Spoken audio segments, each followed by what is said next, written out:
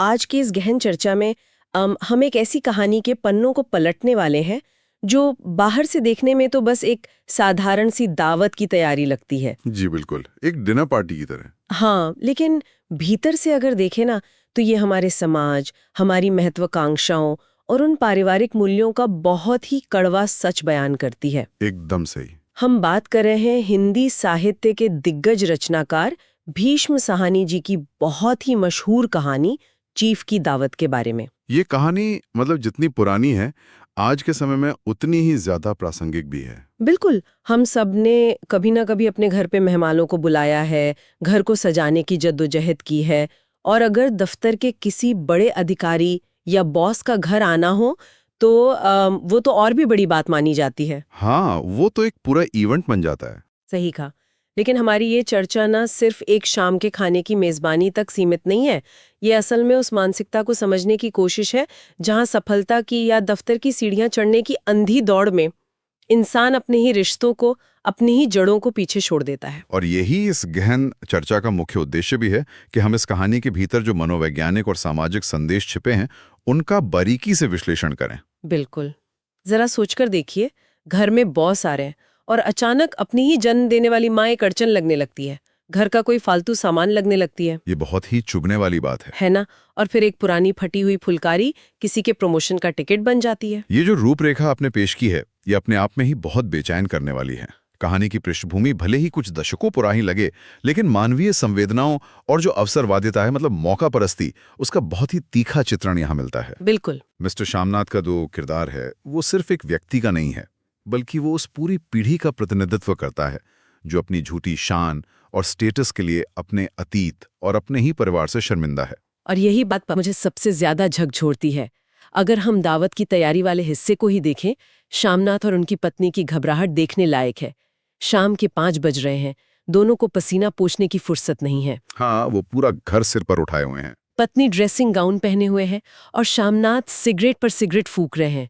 चीजों की लिस्ट हाथ में लिए एक कमरे से दूसरे कमरे में भाग रहे हैं। जो घर का सारा फालतू या बेतरतीब सामान है, उसे अलमारियों के पीछे या पलंगों के नीचे छिपाया जा रहा है। सब कुछ एकदम सलीके से रखा जा रहा है, लेकिन तभी ये सारी भाग दौड़ एक झटके में रुक जाती है जब श्यामनाथ के सामने सबसे बड़ी अड़चन खड़ी होती है कि माँ का क्या होगा। यहाँ जो ये अड़चन शब्द इस्तेमाल हुआ है ना, वो बहुत भारी है। दावत का मकसद श्यामनाथ के लिए सिर्फ खाना खिलाना नहीं है। हाँ, वो तो अपनी तरक्की की सीढ़ी बना रहे हैं इसे। बिल्कुल, ये अपना स्टेटस बढ़ाने और दफ्तर में प्रमोशन पाने का एक सीधा रास्ता है उनके लिए। जब सारा कबाड़ छुपाया जा रहा होता है, उसी वक्त माँ का ख्याल आना ये साफ कर देता है कि श्यामनाथ की नज़र में उनकी माँ का वजूद भी उस फालतू सामान से कुछ खास अलग नहीं रह गया है। जिसे बॉस की नजरों से बचाना बहुत जरूरी है। जी, ये एक बेटे की नज़र नहीं है, बल्कि ये एक स्वार्थी इंसान की नज़र है जो हर चीज को सिर्फ अपने फायदे और नुकसान के तराजू पर तौल रहा है। हाँ, मगर यहाँ एक सवाल ये भी उठता है कि क्या श्यामनाथ पूरी तरह से हृदयहीन है या फिर वो उस दिखावे की व्यवस्था का शिकार है जहाँ कामयाबी ही सब कुछ है। ये एक अच्छा पहलू है। वो और उनकी पत्नी जिस तरह से इस समस्या का हल निकालने में लगते हैं, वो सच में बहुत निर्मम है। पहले बात होती है कि माँ को पिछवाड़े उनकी सहेली के घर भेज दिया जाए। हाँ, लेकिन श्यामनाथ तुरंत मना कर देते हैं। कहते हैं कि नहीं, वो उस बुढ़िया का आना जाना फिर से शुरू नहीं करवाना चाहते।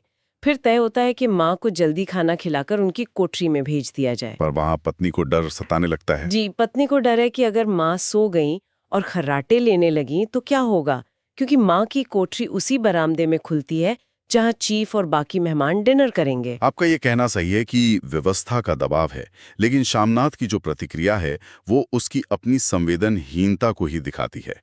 इसके बाद वो अपनी माँ को जो निर्देश देते हैं वो किसी बेटे के शब्द नहीं लगते। बिल्कुल नहीं लगते। ऐसा लगता है जैसे कोई डायरेक्टर किसी नाटक के लिए अपने कलाकारों को सजा रहा हो। वो माँ को निर्देशित कर रहे हैं कि उन्हें कैसे बैठना है, कैसे रहना है। वो दृश्य तो इतना अपमानजनक है कि पढ़ते हुए भी तकलीफ होती है। श्यामनाथ माँ की कोठरी के बाहर जाकर कहते हैं कि आज खाना जल्दी खा लेना और मेहमानों के आने पर बरामदे में बैठना। और फिर जब मेहमान बरामदे में आए हैं तो गुसल खाने के रास्ते बैठक में चली जाना। सोचिए, अपनी ही माँ को घर में छिपने को कहा जा रहा है और श्यामनाथ की चिंता सिर्फ यहीं तक नहीं है, उन्हें माँ के खर्राटों से भी बहुत डर लगता है। हाँ, वो बीमारी वाली बात। जी, जब माँ अपनी लाचारी जताती हैं कि बीमारी के कारण वो नाक से सांस नहीं ले सकती, गले में खराश रहती है, तो शामनाथ सहानुभूति दिखाने के बजाय झल्ला जाते हैं। और इसके बाद लकड़ी की खड़ाऊ वाली बात आती है। बिल्कुल, वो माँ को लकड़ी की खड़ाऊ पहनने से सख्त मना करते हैं। कहते हैं कि नंगे पाँव नहीं घूमना और ना ही वो खड़ाऊ पहनकर सामने आना।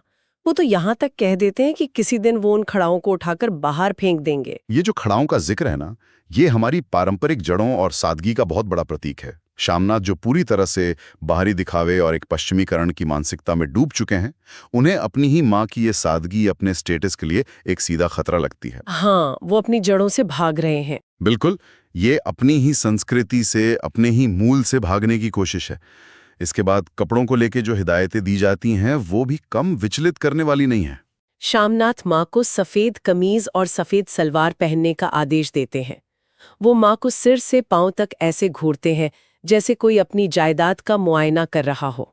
और फिर गहनों की बात पर कहानी एक बहुत मार्मिक मोड़ लेती है। हाँ, जब शामनाथ माँ से कहते हैं कि कोई चूड़ियां पहन लो, तो माँ बहुत ही मासूमियत से कहती हैं कि चूड़ियां कहाँ से लाऊं बेटा, तुम तो जानते हो सब जेवर तुम्हारी पढ़ाई में बिक गए। ये एक वाक्य पूरे घर की सच्चाई को सामने ला देता है। बिल्कुल, ये बात शामनाथ को तीर की तरह चुभनी चाहिए थी, लेकिन वो भावुक होने या शर्मिंदा होने के बजाय तुरंत आक्रामक हो उठते हैं।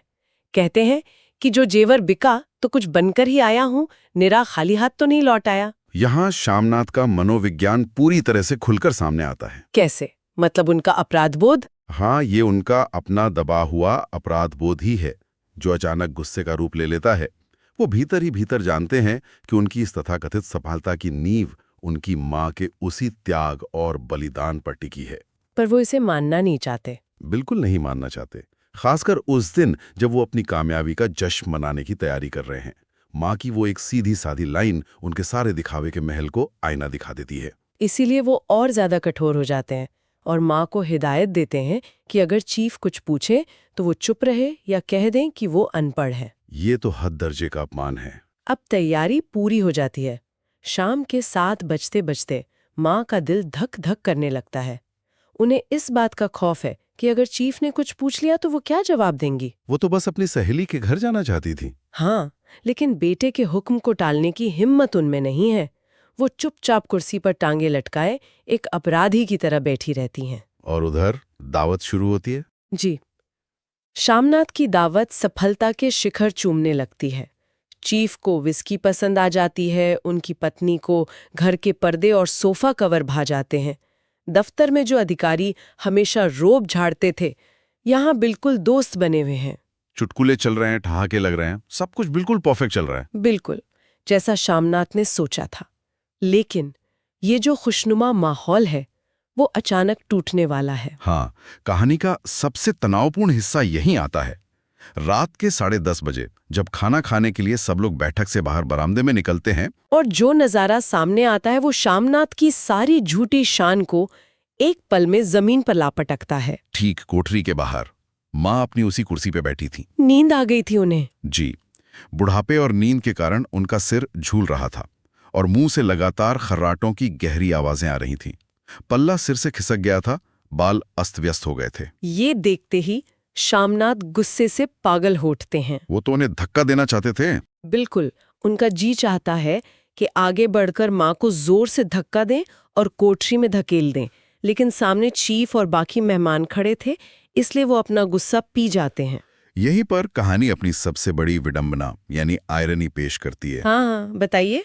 शामनाथ जिस माँ को इस पूरी दावत से चीफ की नजरों से छिपाने की जी तोड़ कोशिश कर रहे थे, परिस्थितियां कुछ ऐसा मोड़ लेती हैं कि चीफ की नजर सीधे उसी माँ पर पड़ती है। और चीफ की प्रतिक्रिया बिल्कुल उलट होती है। बिल्कुल, जहां बाकी देसी अफसरों की पत्नियां दबे स्वर में हंसने लगती हैं, वहीं चीफ बहुत ही सहजता से कहते हैं, पुअर डियर। माँ हड़बड़ाकर उठ बैठती हैं। इतने अजनबी लोगों को देखकर वो इतनी घबरा जाती हैं कि जमीन की तरफ देखने लगती हैं। उनके कमजोर पांव लड़खड़ा रहे हैं, उंगलियां कांप रही हैं। शामनाथ डरी हुई नजरों से चीफ की ओर देखते हैं कि कहीं वो नाराज ना हो जाएं। लेकिन चीफ मुस्कुरा रहे हैं। वो खड़े खड़े नमस्ते कहते हैं। माँ अपनी घबराहट में झिझकते हुए हाथ जोड़ती हैं, लेकिन उनका एक हाथ दुपट्टे के अंदर माला पकड़े हुए है। और फिर जब चीफ हाथ मिलाने के लिए अपना दायां हाथ आगे बढ़ाते हैं, तो माँ की घबराहट अपने चरम पर पहुंच जाती है। हाँ, शामनाथ के टोकने पर वो हड़बड़ाहट में अपना बायां हाथ आगे कर देती हैं, क्योंकि दाएं हाथ में माला है। ये पूरा दृश्य किसी के भी रोंगटे खड़े कर सकता है। ये दिखाता है कि एक माँ अपने ही घर में कितनी पराई हो चुकी है। उसका डर, उसकी मासूमियत बहुत गहरे सवाल उठाती है। शामनाथ अंदर ही अंदर जल रहे हैं, लेकिन चीफ खुश है। बातचीत के दौरान जब चीफ को पता चलता है कि माँ गांव की रहने वाली हैं, तो उनकी दिलचस्पी और बढ़ जाती है। उन्हें गांव की संस्कृति पसंद है। बिल्कुल। और वो माँ से कोई पुराना लोकगीत गाने की फरमाइश कर बैठते हैं। माँ झिझकती हैं, कहती हैं कि मैं क्या गाऊंगी बेटा, लेकिन बेटे का दबाव फिर सामने आता है। देसी अफसर और उनकी पत्नियां मजे लेने के लिए तालियां बजाने लगती हैं। और शामनाथ एक बहुत ही ठंडे और कठोर स्वर में कहते हैं, माँ। उस एक छोटे से शब्द माँ में जो धमकी, जो दबाव छिपा है, वो उस माँ को पूरी तरह से बेबस कर देता है। एक माँ को अपने ही घर में अपने ही बेटे के बॉस के मनोरंजन की एक वस्तु बना दिया गया है। एक तमाशा बन गई है वो। बिल्कुल। माँ अपनी कांपती और कमजोर आवाज में एक पुराना विवाह का गीत गाने लगती हैं, हरियाणी माए। और जैसे ही वो गाती हैं, देसी स्त्रियां खिलखिलाकर हंस पड़ती हैं। सिर्फ 3 पंक्तियां गाकर माँ चुप हो जाती हैं, लेकिन बरामदा तालियों की गड़गड़ाहट से गूंज उठता है। चीफ तालियां बजाना बंद ही नहीं करते। यहाँ शामनाथ का जो बर्ताव बदलता है वो मुझे बहुत ही अवसरवादी लगता है। जो गुस्सा वो अपनी माँ को देखकर महसूस कर रहा था, वो अचानक गर्व में बदल जाता है। ये गर्व किसी भी रूप में माँ के प्रति सम्मान का प्रतीक नहीं है। ये सिर्फ इसलिए है क्योंकि उसका बॉस खुश हो गया है। हाँ, माँ अचानक से शामनाथ की तरक्की के लिए एक उम्मीद बन गई हैं। यही वो अवसरवादिता है जिसकी हम शुरुआत में बात कर रहे थे। एक माँ को सम्मान नहीं दिया जा रहा, बल्कि उसका इस्तेमाल एक टूल की तरह किया जा रहा है, अपना स्वार्थ सिद्ध करने के लिए। और ये स्वार्थ यहीं खत्म नहीं होता। तालियां थमने के बाद चीफ पंजाब की पुरानी दस्तकारी के बारे में पूछने लगते हैं। तब बात आती है फुलकारी की। जी, शामनाथ के कहने पर माँ चुपचाप अंदर जाती हैं और अपनी पुरानी फुलकारी उठा लाती हैं। वो फुलकारी बहुत पुरानी है, जगह जगह से धागे टूट रहे हैं। लेकिन चीफ उसे बड़ी दिलचस्पी से देखते हैं। और शामनाथ तुरंत चीफ से वादा कर बैठते हैं कि उनकी माँ उनके लिए एक बिल्कुल नई फुलकारी बना देंगी। वो अपनी माँ से पूछना भी जरूरी नहीं समझते। जबकि माँ की आंखें कमजोर हो चुकी हैं। माँ डरते डरते अपनी बेबसी जाहिर भी करती हैं कि अब मेरी नजर कहाँ है बेटा। लेकिन शामनाथ बात काट देते हैं और चीफ से कहते हैं कि वो जरूर बना देंगी। इसके बाद दावत खत्म होती है, मेहमान चले जाते हैं। रात का वक्त है। माँ अपनी कोठरी में दीवार से सट कर बैठी हैं और फूट फूट कर रो रही हैं। भगवान से बेटे की लंबी उम्र की दुआ मांग रही हैं और चाहती हैं कि अब उन्हें हरिद्वार भेज दिया जाए। रात का ये सन्नाटा और माँ का रोना इस कहानी का सबसे मार्मिक हिस्सा है। मेहमानों के सामने जो तमाशा हुआ, उसके बाद माँ भीतर से पूरी तरह टूट चुकी हैं। उन्हें एहसास हो गया है कि इस बनावटी दुनिया में उनके लिए कोई जगह नहीं है। हाँ, वो अपनी बची खुची जिंदगी शांति से बिताना चाहती हैं। लेकिन तभी आधी रात को माँ की कोठरी का दरवाजा जोर से खटकता है।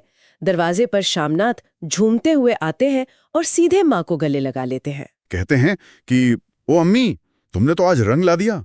बॉस इतना खुश हुआ कि क्या कहूँ। ये वो पल है जहाँ शामनाथ का स्वार्थ अपनी सारी हदें पार कर जाता है। माँ रोते हुए विनती करती हैं कि बेटा तुम मुझे हरिद्वार भेज दो। और शामनाथ का झूमना अचानक बंद हो जाता है। बिल्कुल। वो तुरंत झल्ला कर कहते हैं कि तुम मुझे बदनाम करना चाहती हो। अगर तुम चली जाओगी तो फुलकारी कौन बनाएगा। माँ फिर मजबूरी गिनाती हैं कि आंखें काम नहीं करती, बाजार से ले लो।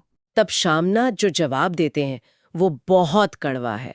वो कहते हैं कि माँ, तुम मुझे धोखा देके यूं चली जाओगी, मेरा बनता काम बिगाड़ोगी। जानती नहीं, चीफ खुश होगा तो मुझे तरक्की मिलेगी। तरक्की, प्रमोशन, यही एक शब्द इस पूरी कहानी की धुरी है। बिल्कुल। शामनाथ बिना किसी शर्म के ये स्वीकार कर लेते हैं कि उनका ये गले लगाना सिर्फ इसलिए है क्योंकि बॉस के खुश होने से उन्हें प्रमोशन मिल सकता है। बेटे का स्वार्थ बिल्कुल नग्न अवस्था में हमारे सामने है। और इसके बाद माँ की जो प्रतिक्रिया होती है वो तो किसी को भी सुन कर सकती है। जैसे ही माँ सुनती हैं कि फुलकारी बनाने से बेटे की तरक्की होगी, उनके चेहरे का रंग एकदम से बदल जाता है। झुर्रियों भरा चेहरा खिल उठता है। हाँ, आंखों में चमक आ जाती है। वो पूछते हैं कि तो तेरी तरक्की होगी बेटा। शामनाथ कहते हैं कि चीफ को खुश रखूंगा तो कुछ करेगा। और फिर माँ अपना सारा दुख, सारा अपमान भूलकर तुरंत फुलकारी बनाने के लिए तैयार हो जाते हैं। कहते हैं कि तुम्हें बना दूंगी बेटा, जैसे बन पड़ेगा बना दूंगी। यहाँ हम एक माँ के निस्वार्थ प्यार को देखते हैं, लेकिन ये प्यार एक तरह से आत्मविनाशकारी है। सेल्फ डिस्ट्रक्टिव है। माँ को पता है कि उन्हें अपमानित किया गया है, उनकी आंखें कमजोर हैं, लेकिन बेटे की तरक्की का नाम सुनते ही वो सब भूल जाती हैं। वो अपने ही शोषण को खुशी-खुशी स्वीकार कर लेती हैं। बिल्कुल, सिर्फ इसलिए ताकि उनका बेटा सफलता की सीढ़ियां चढ़ सके। ये विश्लेषण वाकई बहुत गहरा और परेशान करने वाला है। अगर हम आज की इस पूरी चर्चा को समेटें तो ये साफ हो जाता है कि ये कहानी केवल एक पारिवारिक उपेक्षा का किस्सा नहीं है। जी, ये दिखाती है कि कैसे आधुनिक महत्वाकांक्षा इंसान को इतना स्वार्थी बना देती है कि वो अपनी जन्म देने वाली माँ का इस्तेमाल भी अपने फायदे के लिए करने से नहीं हिचकिचाता। इसमें कोई शक नहीं है। कहानी दो अलग-अलग छोरों को मिलाती है। एक तरफ आज की पीढ़ी की वो अवसरवादिता है, जहां रिश्ते और इंसानियत बड़े दफ्तरों की चकाचौंध के आगे बौने साबित होते हैं। और दूसरी तरफ वो मातृ प्रेम है जो अपना वजूद मिटाकर भी बेटे की खुशी चाहता है। भीष्म साहनी जी ने इन दोनों चरम स्थितियों को बहुत ही बेबाकी से आमने सामने खड़ा कर दिया है। और यही बात इस कहानी को आज के समय में इतना प्रासंगिक बनाती है। क्या सफलता की इस दौड़ में हमने अपने बुजुर्गों को सिर्फ उपयोग की वस्तु मान लिया है? जब तक वे काम आ सकते हैं तब तक उनकी पूछ है, उसके बाद वो फालतू सामान है। ये एक ऐसा आईना है जिससे हम सब भागना चाहते हैं। बिल्कुल। आज की ये चर्चा एक बहुत ही गहरे सवाल पर आके रुकती है। श्रोताओं, जरा सोचिए, एक बार जब वो नई फुलकारी बन जाएगी और मान लीजिए कि मिस्टर शामनाथ को वो प्रमोशन मिल भी जाएगा, तो उसके बाद क्या? उसके बाद उस माँ का क्या होगा? क्या काम निकल जाने के बाद उन्हें सच में हरिद्वार भेज दिया जाएगा, या फिर जब भविष्य में कोई नया बॉस घर आएगा तो उसे खुश करने के लिए उस माँ को दोबारा एक बंद कोठरी से निकालकर किसी नुमाइश की तरह प्रस्तुत किया जाएगा? ये एक ऐसा सवाल है जो किसी को भी अपने रिश्तों की गहराई के बारे में सोचने पर मजबूर कर देगा। बिल्कुल। ये सवाल हम यहीं छोड़ते हैं। आज की इस गहन चर्चा में बस इतना ही।